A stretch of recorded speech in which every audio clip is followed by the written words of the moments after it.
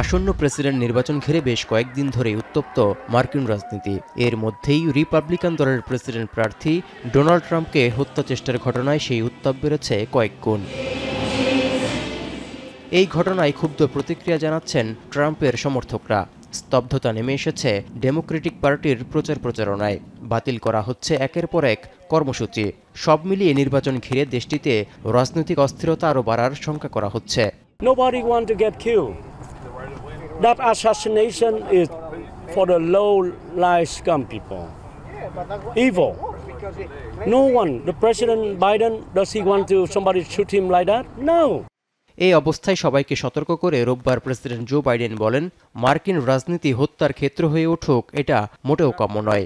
তাই রাজনৈতিক উত্তাপ কমাতে সবার প্রতি আহ্বান জানিয়েছেন এই ডেমোক্রেট নেতা।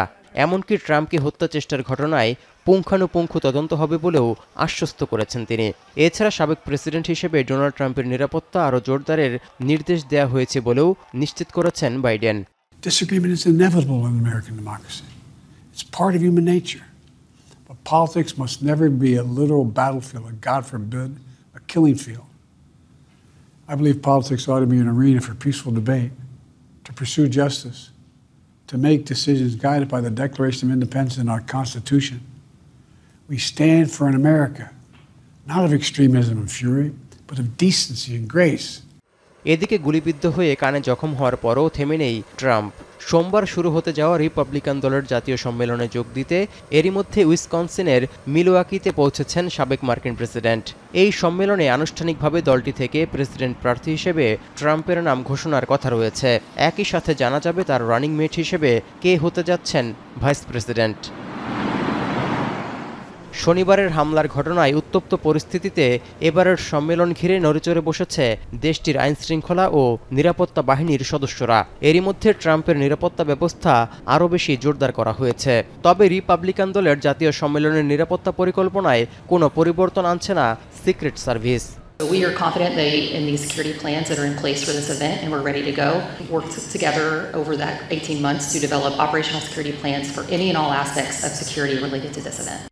রিপাবলিকান দলের জাতীয় সম্মেলন ঘিরে নেওয়া নিরাপত্তা ব্যবস্থা নিয়ে স্বস্তি বোধ করছেন স্থানীয় বাসিন্দারা। Feel pretty safe. I know that the security measures have been amped up quite a bit, so pretty confident. Everything is closed off, so you're kind of like, can I go this way, can I not? So it's a little sketchy, but other than that. 4 দিনের এই সম্মেলনে প্রায় 50,000 মানুষ অংশ নেবেন বলে ধারণা করা হচ্ছে। 5 নভেম্বর সাধারণ নির্বাচন সামনে রেখে রিপাবলিকান দলটি ভোটারদের কাছে নিজেদের অবস্থানও তুলে ধরবে এই সম্মেলনে। তৌহিদুর রহমান, এখন বিশ্ব। শিয়া বাটার ও ভিটামিন ই সমৃদ্ধ lily glam beauty soap. Lily, always beautiful.